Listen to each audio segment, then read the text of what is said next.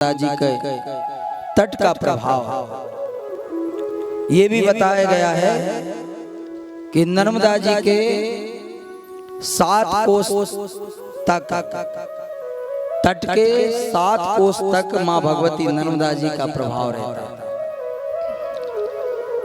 और माँ भगवती नर्मदा जी का ऐसा प्रभाव है कि जब माँ भगवती नर्मदा प्रकट हुई अमरकंटक में, भगवान देवादिदेव महादेव जी जब तपस्या कर रहे थे और उसी समय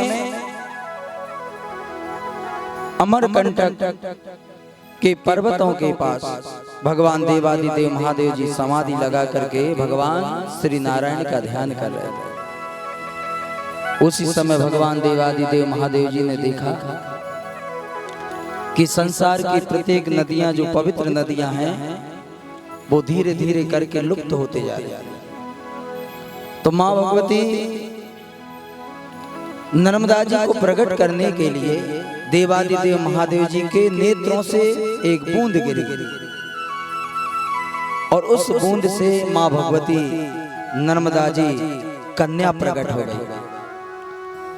और माँ भगवती नर्मदा जो कन्या प्रकट हुई तो उस कन्या ने 10,000 वर्ष तक शिव जी की तपस्या की। और जब 10,000 तक तपस्या करने के बाद भगवान ने नेत्र खोली तो देखा कि ये कन्या कौन है। कन्या ने हाथ जोड़ करके कहा कि प्रभु आपके द्वारा ही मैं प्रकट हुई। तो भगवान देवादिदेव महादेव जी भोलेनाथ ने माँ भगवती नर्मदा से कहा कि तुम्हारा नामकरण संस्कार करता हूं और तुम्हारा नाम नर्मदा। नर्मदा इसलिए कि भगवान भोलेनाथ नर हैं और नर के द्वारा माँ भगवती प्रकट हुई। क्योंकि आज तक जितनी भी संतान होती है तो उन संतान माँ जन्म देती है, परंतु संसार में 2 कन्या ऐसी हैं, 2 देवी ऐसी हैं। पहली तो माँ भगवती नर्मदा जिसको भगवान देवादिदेव महादेव ने अपने नेत्रों की बूंद से प्रकट किया, और दूसरा एकादशी माता जो भगवान विष्णु की नाभि से प्रकट हुई। बाकी और देवी देखो जितनी भी प्रकट होती हैं, जितने भी देवता प्रकट होते हैं वो माता से प्रकट होते हैं, परंतु ये देवी दोनों देवी ये भगवान से प्रकट हुई। तो उसी समय माँ भगवती देवी नर्मदा का नाम इसलिए नर्मदा रखा कि नर्मदा का अर्थ होता है कि जो कभी भी नष्ट ना हो और सदा अमर बनी रहे, वही है माँ भगवती नर्मदा।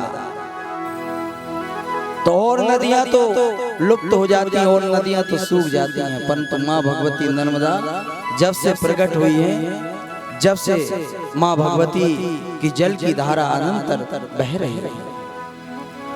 अब उसी समय माँ भगवती नर्मदा जी ने देवादिदेव महादेव जी से कहा कि प्रभु अन्य नदियां पश्चिम से पूरब की ओर बहती हैं, परंतु मैं पूरब से पश्चिम तरफ बहूंगा। अब देखिए जो पृथ्वी का ढाल है वो पूरब से पश्चिम, पश्चिम से पूरब तरफ है,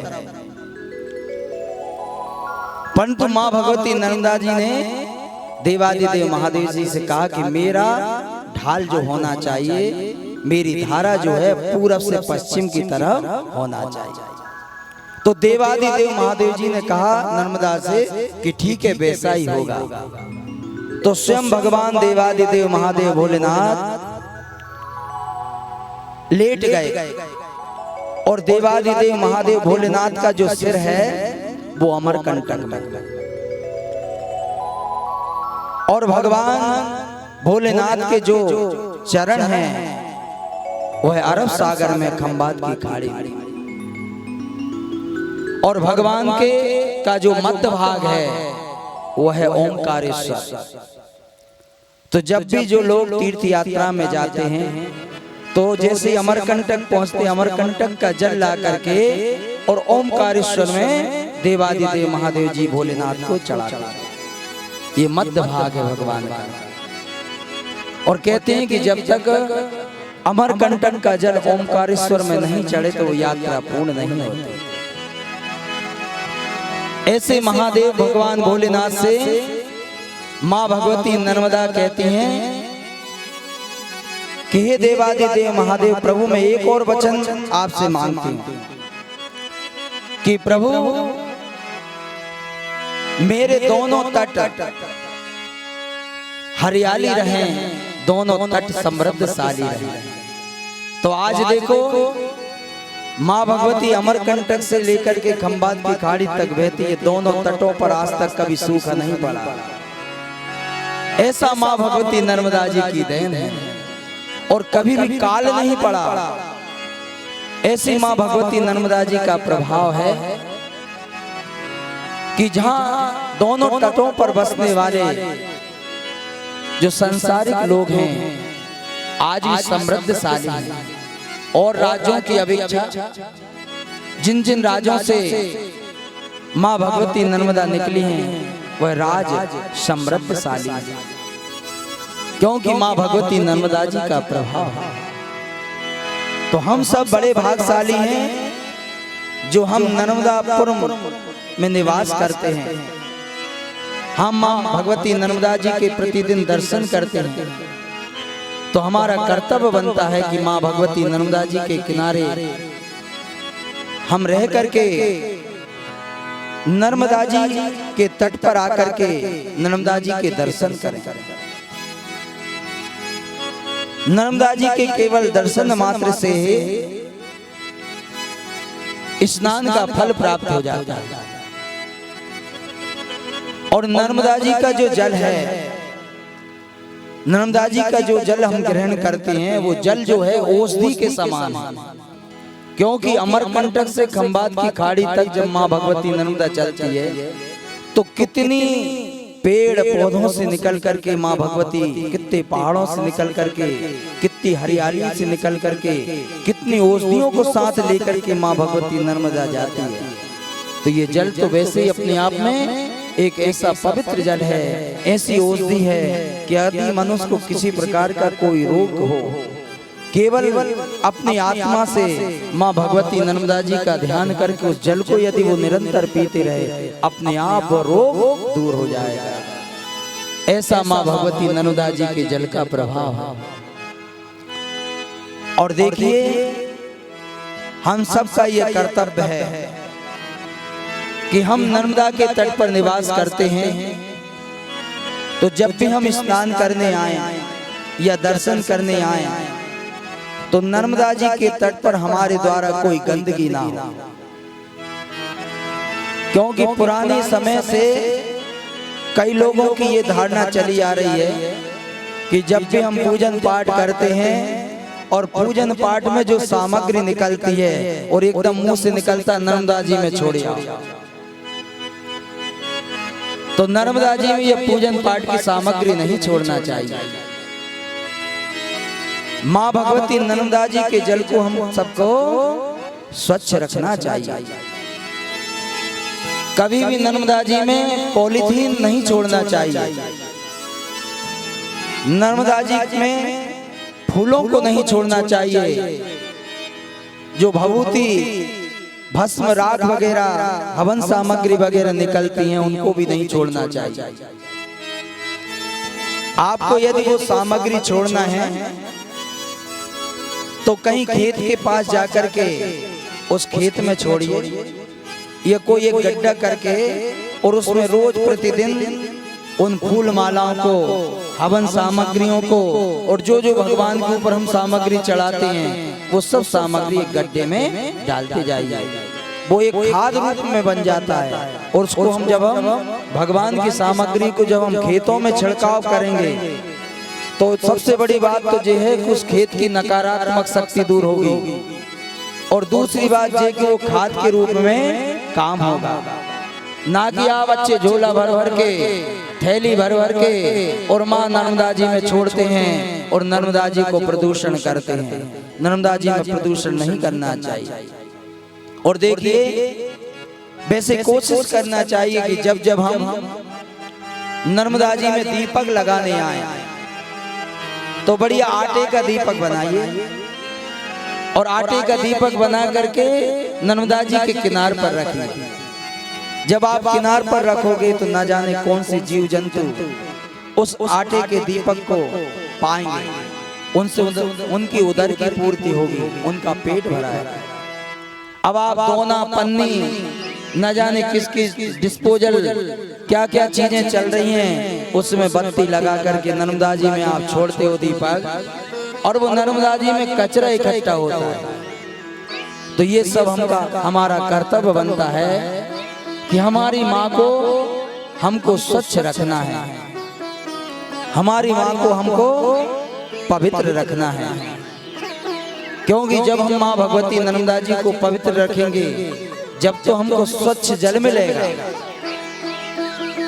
आज लोग स्वार्थवश माँ भगवती नर्मदा जी में गंदे नालों का नाले नर्मदा जी में बहा रहे हैं, उसका दुष्परिणाम भी वो देख रहे हैं। वैसे बस लगे, कोशिश लगे, हम सबका कर्तव्य है कि माँ भगवती नर्मदा जी को हम सबको स्वच्छ बनाना। जब भी कभी आओ स्नान करने तो आसपास देखो कि कोई पनी, किसी प्रकार की कोई कूड़ा करकट आदि तो नहीं पड़ा हो तो अपने हाथों से उठा करके एक तरफ छोड़ दो, ताकि वो कचरा जो है माँ भगवती नर्मदा जी में ना पहुंचे। क्योंकि हम दूसरों को मत देखो कि वो कर रहा है, हम अपने आप में सुधरो। देखो, हम सुधरे तो जग सुधरा। यदि हम एक दूसरे पर टिप्पणियां करते रहेंगे, अरे वो तो गंदगी कर रहा, तो हम दूसरों की बुराई मत देखो, हम तो अपने आप में देखो। कई लोगों की आदत है कि जब भी नर्मदा जी में स्नान करने आते हैं, और कई लोग टोट के बता देते हैं।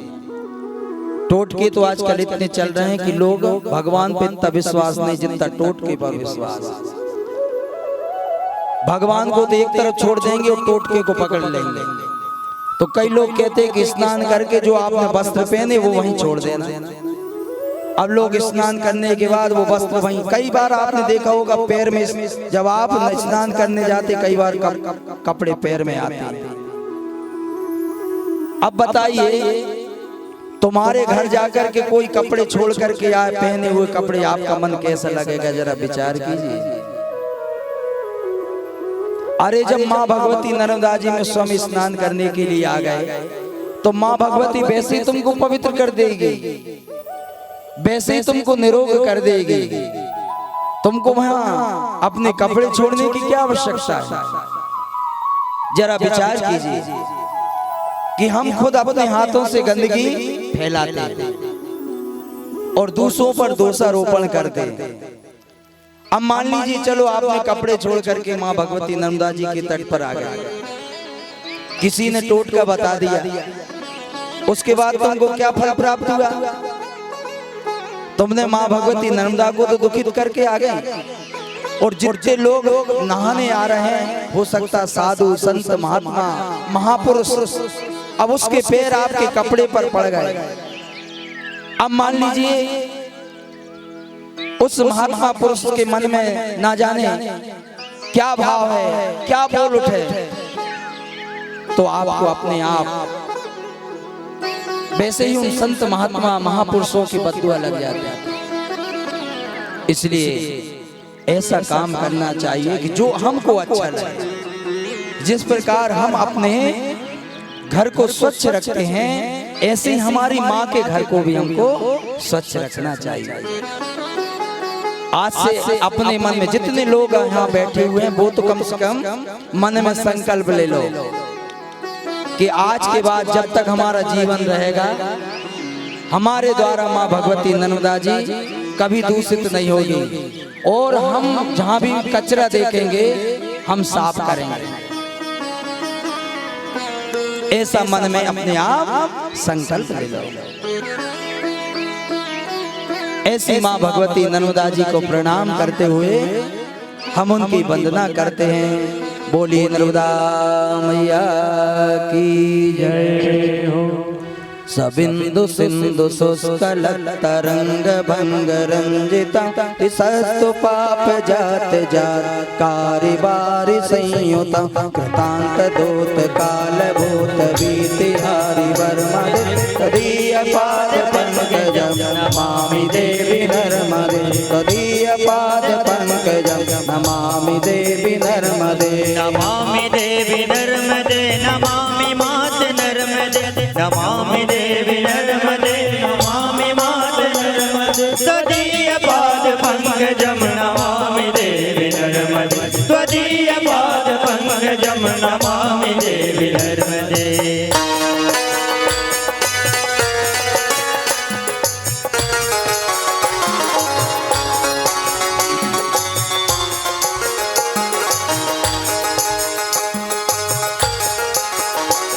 कदम्बुलीन दीन दिव्य संपदायकं कलो मलोद भारे हारि सर्वतीर्थ नायकं सुमत्स्य कच्छ नक्र चक्रवाक सरमदे तदीय पाद पंकजं नमामि देवी नर्मदे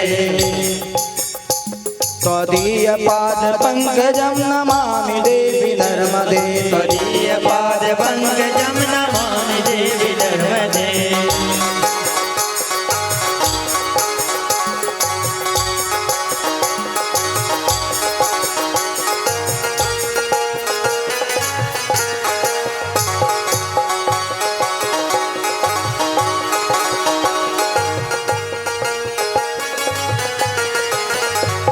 महागबीर नीरपूर पाप धूत भूतल धन समस्त पात कारिदारिता पदाचल गल्लये महामय प्रखंड सोनु हरमदे तदीय पाद पंकजं नमामि देवी नर्मदे त्वदीय पाद पंकजं नमामि देवी नर्मदे तदीय पाद पंकजं नमामि देवी नर्मदे त्वदीय पाद पंकजं नमामि देवी नर्मदे।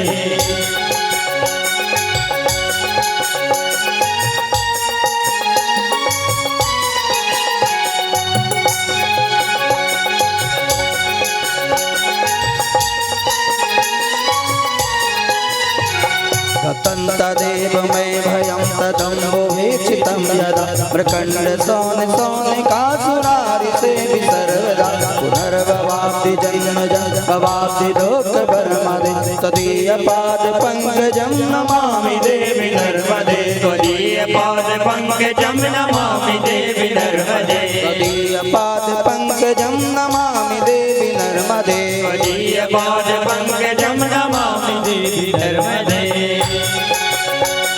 नर्मदे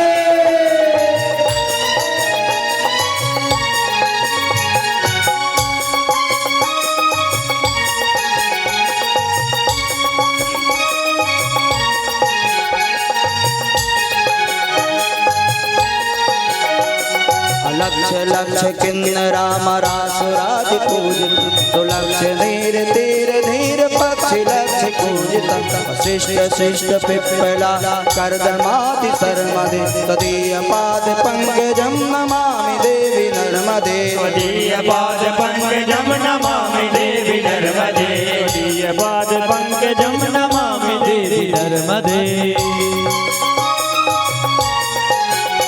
ओ नमामि देवी नर्मदे नमामि मात नर्मदे नमामि देवी नर्मदे नमामि मात नर्मदे नमामि देवी नर्मदे नमामि मात नर्मदे नमामि देवी नर्मदे नमामि मात नर्मदे त्वदीय पाद पंकजं नमामि देवी नर्मदे त्वदीय पाद पंकजं नमामि देवी नर्मदे।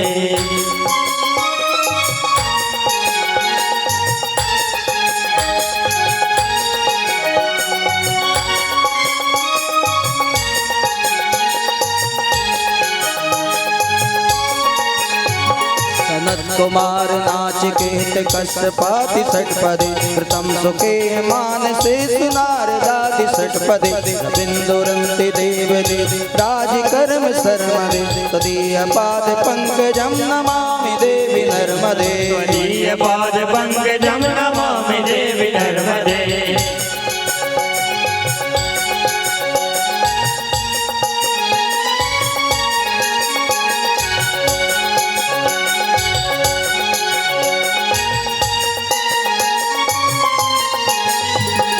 लक्ष लक्ष लक्ष पाप लक्ष सार सायुधं ततस्तु जीव जंतु तंतु भुक्ति मुक्तिदायकं विरंच विष्णु शंकर स्वकीय धाम परमदे तदीय पाद पंकजं नमामि देवी नर्मदे त्वदीय पाद पंकजं नमामि देवी नर्मदे तदीय पाद पंकजं नमामि देवी नर्मदे त्वदीय पाद पंकजं नमामि देवी नर्मदे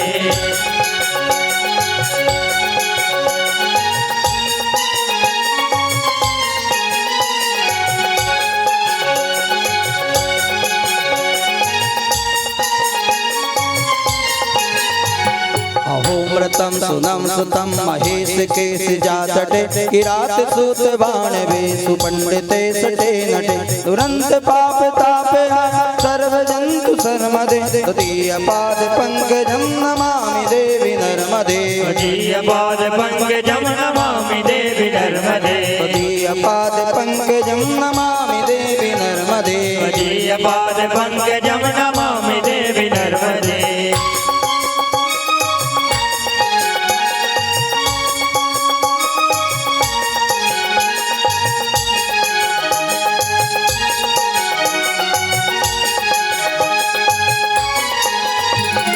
दन्तु नर्मदाष्टकं त्रिकालमेवये सदा पठन्ति ते निरन्तरं नयन्ति दुर्गतिं कदा लभ्यते दुर्लभं महेशिधाम गौरवं पुनर्वानरानवे विलोकयन्ति रौरवं तदीयपाद पंकजं नमामि देवी नर्मदे तदीयपाद पंकजं नमामि मातु नर्मदे तदीयपाद पंकजं नमामि देवी नर्मदे त्वदीय पाद पंकजं नमामि देवी नर्मदे तदीय पाद पंकजं नमामि देवी नर्मदे तदीय पाद पंकजं नमामि मातु नर्मदे त्वदीय पाद पंकजं नमामि देवी नर्मदे त्वदीय पाद पंकजं नमामि देवी नर्मदे त्वदीय पाद पंकजं नमामि देवी नर्मदे त्वदीय पाद पंकजं नमामि मातु नर्मदे।